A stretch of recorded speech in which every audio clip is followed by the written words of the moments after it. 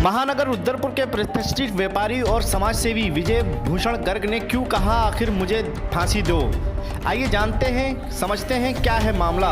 उधम सिंह नगर रुद्रपुर के प्रतिष्ठित व्यापारी और वरिष्ठ समाजसेवी विजय भूषण गर्ग ने अपने ऊपर लगे आरोपों के बाद खुलकर मीडिया कर्मियों के सामने आए और साक्ष्य प्रमाण पत्र रखकर प्रस्तुत करते हुए दोषी पाए जाने पर फांसी तक की सजा कह डाली कि मुझे फांसी दे दी जाए। आपको बता दें कि कुछ दिन पहले महानगर रुद्रपुर में शहर के प्रतिष्ठित व्यापारी और समाजसेवी विजय भूषण गर्ग पर शहर की पास कॉलोनी ओमेक्स सोसाइटी की गेट की भूमि पर और सड़क पर अवैध कब्जे के आरोप लगते रहे हैं। इस दौरान ओमेक्स सोसाइटी में होने वाले शपथ ग्रहण समारोह रद्द होने की वजह से भूमि और सड़क पर कब्जे करने की बात को लेकर विजय भूषण गर्ग पर शहर के ओमेक्स सोसाइटी के पूर्व अध्यक्ष कुछ लोगों के साथ मिलकर आरोप लगा रहे हैं कि इतना ही नहीं, लंबे समय से ओमेक्स सोसाइटी के इस भूमि और सड़क को लेकर विजय भूषण गर्ग विवादों के घेरे में गहराते जा रहे हैं।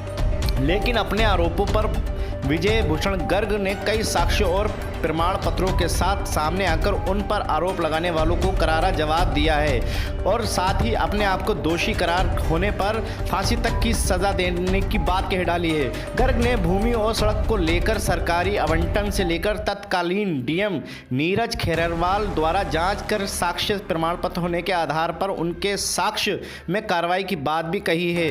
गर्ग ने इस दौरान कहा है कि ओमेक्स सोसाइटी के पूर्व अध्यक्ष शहर के कुछ कांग्रेसी नेताओं के साथ मिलकर उनकी छवि को धूमिल करने का काम कर रहे हैं। पूर्व अध्यक्ष को अपने गिरेबान में भी झांक कर देखना चाहिए। गर्ग ने कहा कि जिन लोगों ने मुझे पर बेबुनियाद आरोप लगाकर छवि को खराब करने की कोशिश की है, अपने वकील की राय मशवरे के बाद उन पर मैं कानूनी कार्रवाई तत्काल करूँगा, साथ ही मानहानि का नोटिस भी भेजूंगा।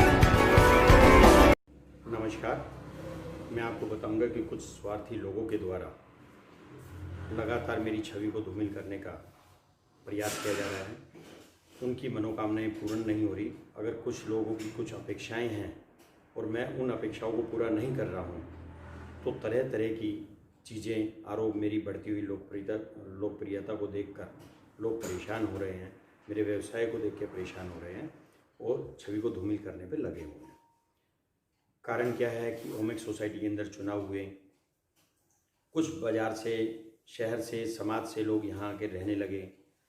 आते ही आते उन लोगों को अपना वर्चस्व कायम करना रहा, वो उनका वर्चस्व कायम नहीं हो पाया, जिस कारण और मुझे निर्विरोध अध्यक्ष यहाँ की जनता ने, समाज ने, कॉरपोरेट ने, पूरे भारतवर्ष का पढ़ा लिखा वर्ग, पूंजीपतियों का वर्ग यहाँ इस सोसाइटी में रहता है। उन्होंने मुझे सहर्ष स्वीकार किया, मुझे निर्विरोध निर्वाचित किया चुनाव में अध्यक्ष पद पर।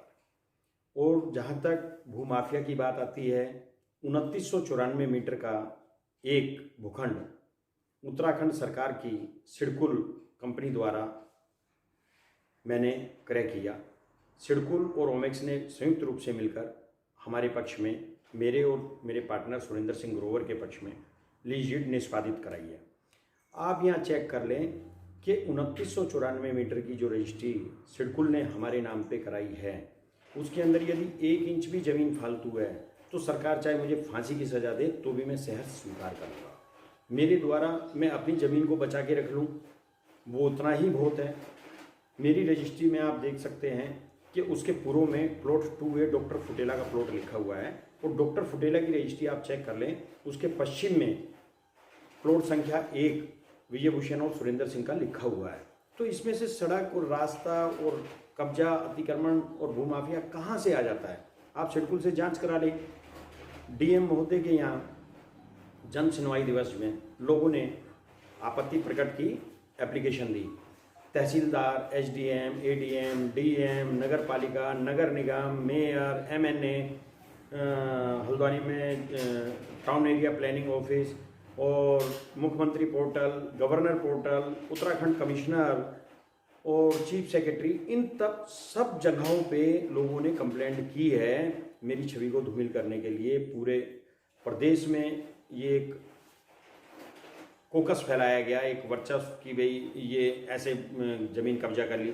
मैं कह रहा हूँ ना, हर आदमी को मैं सहज स्वीकार कर रहा हूं, आपका आमंत्रण दे रहा हूं एक एक मीडिया वालों को, एक एक लोगों को। 2994 मीटर की रजिस्ट्री अगर उत्तराखंड सरकार ने मेरे पक्ष में निष्पादित की है तो इस जमीन की आप लोगों को मैं आमंत्रित करता हूं, इसकी मौके पे फीता लेकर पैमाइश करा लीजिए।